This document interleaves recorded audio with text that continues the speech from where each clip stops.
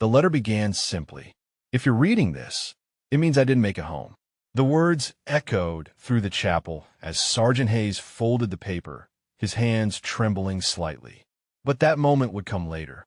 Right now, the funeral proceeded as planned, rows of uniformed officers standing at attention under the Arizona sun. Marcus had served with honor, fallen in the line of duty, and deserved every tradition the department could offer. Titan sat beside the closed coffin, his dark coat gleaming, ears alert. The German Shepherd had been Marcus's partner for 6 years, worked every shift, saved lives, tracked suspects through desert heat. Now he attended his handler's final ceremony with the same discipline he'd shown on patrol. The chaplain spoke of sacrifice and service.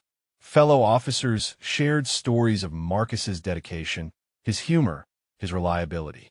Sarah sat in the front row, veiled, silent, her grief private and profound. The department had gathered, dozens of uniforms filling the chapel, paying respects to one of their own. Then Titan began to bark. Not the alert bark of a working dog. Not the warning bark of a threat detected. Something different. Something urgent and continuous that cut through the chaplain's words and made heads turn. The dog stood rigid, focused entirely on the coffin, his barking relentless and sharp. Sergeant Hayes approached, kneeling beside Titan. "Easy, boy. Easy." But Titan would not be calmed. The barking continued, echoing off the chapel walls, disrupting the solemnity that funerals required. Hayes tried again, his voice firm but gentle. "Tighten down. Stand down." The command that had worked thousands of times before had no effect now. Titan remained fixed on the coffin, his barking growing more frantic, more insistent. Other officers approached.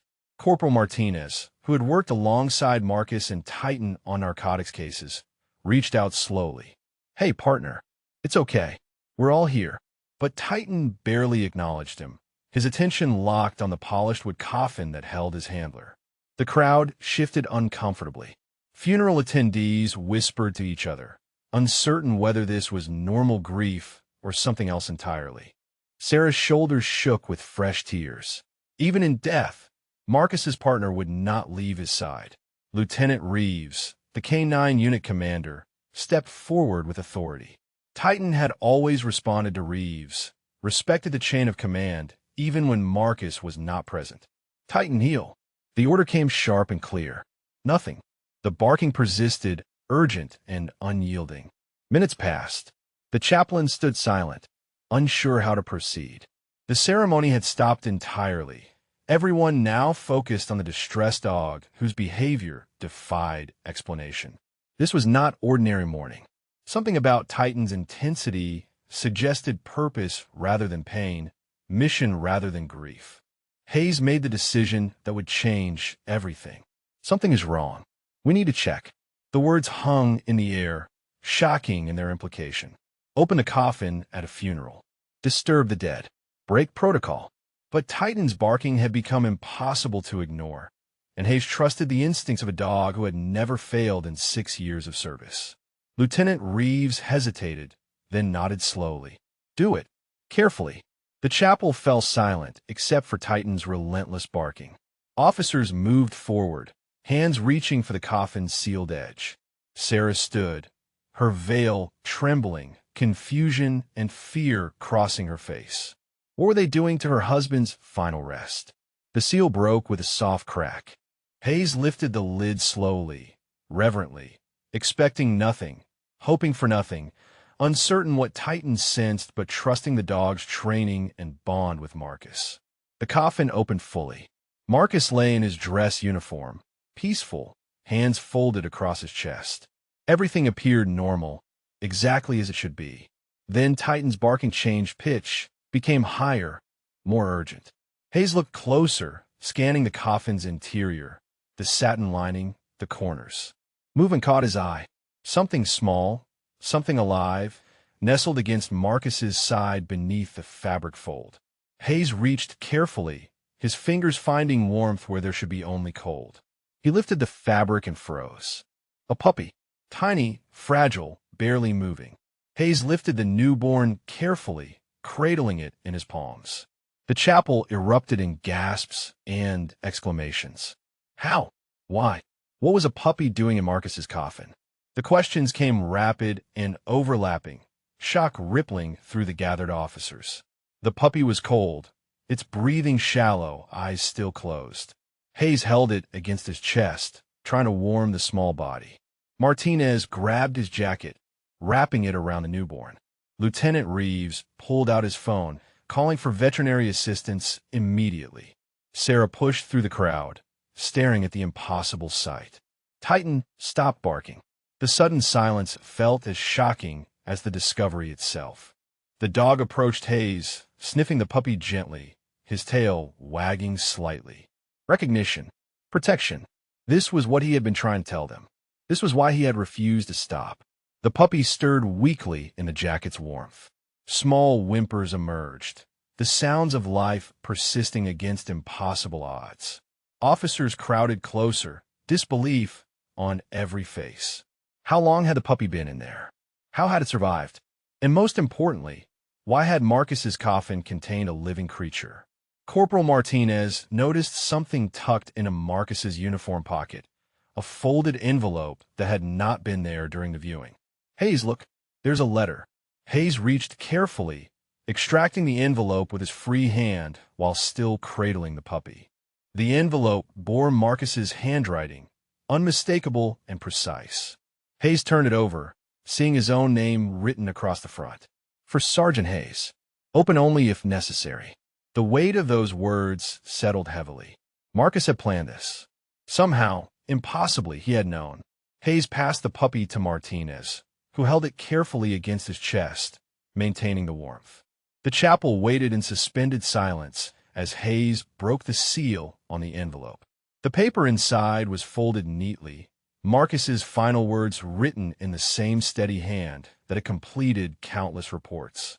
Hayes began to read aloud, his voice catching on the first line. If you're reading this, it means I didn't make it home. The words that had seemed abstract moments ago now carried crushing weight. Marcus had written this knowing he might die, preparing for a scenario he hoped would never come. The letter continued, and Hayes forced himself to keep reading despite the thickness in his throat. But if Titan is still with you, and if by some miracle she made it too, then please know this wasn't an accident. Gasps echoed through the chapel. The puppy was connected to Marcus's final moments somehow. I knew she was coming, Marcus had written. I kept it a secret because I didn't want anyone to panic or try to stop me. Hayes paused, looking at the faces around him, seeing confusion mixed with dawning understanding. Hayes continued reading, his voice steadier now, driven by the need to understand. Titan and I, we've seen things most can't understand, but we always understood each other. She was born the night I went missing in the cold, alone. The pieces began falling into place. Marcus had gone missing for hours during that last shift, the night before they found him. Titan didn't leave my side, not even when he had the chance to run. He stayed. He guarded. The chapel was absolutely silent now. Every person focused on the words that explained everything. And when I closed my eyes for the last time, I only hoped someone would hear him bark. The letter revealed the truth with devastating clarity. A stray dog had given birth in the abandoned warehouse where Marcus had been shot. He had found the puppies in his final moments, most already dead from the cold. One survived, barely clinging to life. Marcus, dying, had made a choice. He had wrapped the puppy against his body for warmth. He had called Titan to guard them both. And in his final conscious moments, he had written instructions, placed them in his pocket, trusting that Titan would make someone listen. The dog's loyalty had become Marcus's last hope for saving an innocent life. Hayes folded the letter carefully, looking at Titan, who sat calmly now beside Martinez and the puppy. The barking had been a message all along. The chapel broke. Officers who had stood at attention through countless ceremonies, who had faced danger without flinching, wept openly. The puzzle had been solved in the most heartbreaking way possible. Marcus's final act had not been about himself. It had been about protecting a life he had barely met. Sarah collapsed into her seat, hands covering her face, shoulders shaking with sobs that mixed grief and pride. Her husband had died a hero twice over. Once in the line of duty, and again in those final moments when he chose to save rather than surrender. Lieutenant Reeves wiped his eyes roughly, not bothering to hide the tears. Corporal Martinez held the puppy closer, feeling the tiny heartbeat against his palm, understanding the weight of the life Marcus had fought to preserve. Even the chaplain stood with head bowed, recognizing something sacred had just been revealed. Titan's barking had not been grief. It had been a guardian's alarm, a partner's final mission. He had stayed with Marcus through the cold night. He had watched over both handler and newborn until help arrived. And when they placed Marcus in the coffin without discovering the puppy, Titan had known.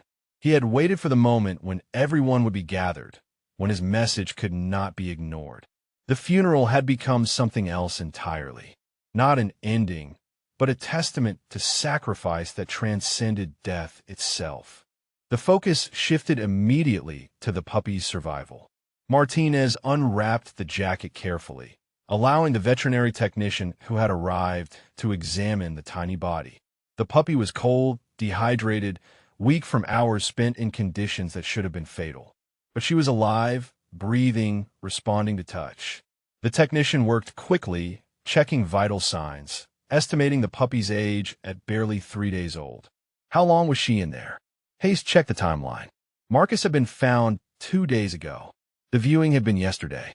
The puppy had survived at least 48 hours with minimal warmth, no food, no water. It's a miracle, the technician whispered, her professional composure cracking. She shouldn't have made it. The cold alone should have killed her within hours. Something kept her going. Hayes looked at Titan, understanding what that something had been. The dog's presence, his warmth during those first hours, his vigilance ensuring the puppy was placed carefully with Marcus. The technician wrapped the puppy in a heated blanket, starting the slow process of raising her core temperature safely. She'll need intensive care for the next few days, constant monitoring, supplemental feeding. But I think she's going to make it. The words brought fresh tears and relieved smiles. Lieutenant Reeves made the immediate decision. She gets whatever she needs. Full department support. This puppy was now part of their family. Evening descended on the precinct as the puppy lay wrapped in soft blankets inside the K-9 office. The funeral had been postponed, transformed into something no one could have anticipated. Officers had returned to the station, unable to leave, drawn by the miracle unfolding in their midst. The veterinary nurse confirmed the prognosis with cautious optimism. Despite the cold, the dehydration, the hours spent in impossible conditions, the puppy would survive. Her vital signs are stabilizing. Temperature is rising slowly. She's responding to fluids. It shouldn't be possible, but she's fighting. Titan sat quietly beside the makeshift crib, his eyes locked on the tiny bundle. The stiffness that had defined him since Marcus's death had melted away, replaced by a calm protectiveness no one had ever seen in him before. He did not pace. He did not whine. He simply watched, his presence steady and unwavering. Officers passed by throughout the evening, stopping to look, some sitting beside Titan in silent vigil. Corporal Martinez brought water for the dog, who drank without taking his eyes off the puppy. Lieutenant Reeves checked in hourly, his usual gruffness softened by what he was witnessing. This wasn't just a rescue. It felt sacred, a continuation of the bond between Handler and K-9 that had defined Marcus and Titan's partnership. Death had not ended their mission. It had merely transformed it into something new. Sarah arrived at the precinct holding Marcus's letter tightly in her hand. The paper creased from being read and reread. Sergeant Hayes had called her, explained that the puppy was stable, that she should come see what her husband had died protecting. She entered the K-9 office quietly, her grief still raw but transformed by understanding. She crouched beside Titan, reaching out tentatively. The dog had always been Marcus's partner first, polite to her but bonded primarily to his handler. Now Titan leaned into her hand, his body relaxing under her touch, accepting her in a way he never had before. He knew, Sarah whispered. He knew she'd need you. Hayes stood nearby, watching the scene unfold with the others who had gathered. Officers lined the walls, silent witnesses to something beyond their usual experience. This wasn't protocol or procedure. This was life asserting itself against impossible odds, love manifesting in the loyalty of a dog who had refused to let his partner's final mission fail. Sarah looked down at the puppy, her voice trembling. She'll grow up knowing who her father was. Not her biological father, but the man who chose to save her in his last moments. And the dog who made sure that choice mattered. Tears streamed down her face, but she smiled through them, seeing hope where there had been only loss. The decision came without debate or discussion. Lieutenant Reeves spoke what everyone already knew. The puppy stays with Sarah and Titan. There was no other possibility, no other outcome that honored what Marcus had done. The department would provide support, veterinary care, whatever was needed. But the puppy belonged with the family Marcus had died protecting. Sarah nodded, unable to speak, overwhelmed by the responsibility and the gift. She reached out, touching the puppy gently, feeling the warmth that Marcus had fought to preserve. Titan shifted closer, his head resting against Sarah's leg, creating a triangle of connection between widow, dog, and the life that bound them together. Corporal Martinez cleared his throat roughly. "We'll help. Whatever you need. Training, supplies, anything." The other officers murmured agreement, a chorus of support that filled the small office. This puppy would grow up surrounded not just by Sarah and Titan, but by an entire department that understood her significance. Hayes watched Sarah stroke Titan's head, saw the dog's eyes soften with acceptance. Marcus had been Titan's entire world for 6 years. Now that world had shifted, expanded to include Sarah and the puppy. The bond had not broken with Marcus's death. It had transformed, grown to encompass new purpose and new protection. Titan had not just lost his partner. He had found his new mission. The Arizona night settled over the precinct as Sarah prepared to take the puppy home.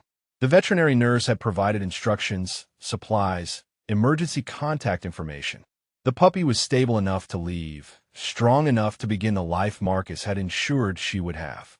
Sarah cradled the tiny body carefully, feeling the steady breathing, the warmth that had nearly been lost.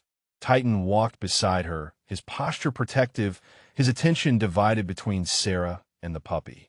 He had not stopped protecting, Hayes realized. Even in death, Marcus's final order remained in effect. Guard her, keep her safe, and Titan would fulfill that mission for as long as he lived.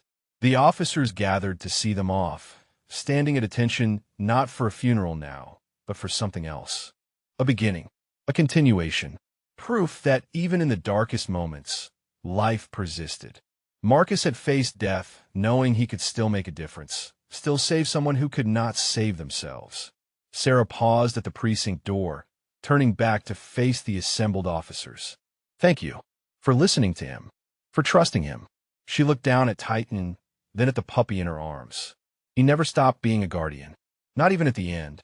The words captured everything, the essence of who Marcus had been, who Titan continued to be.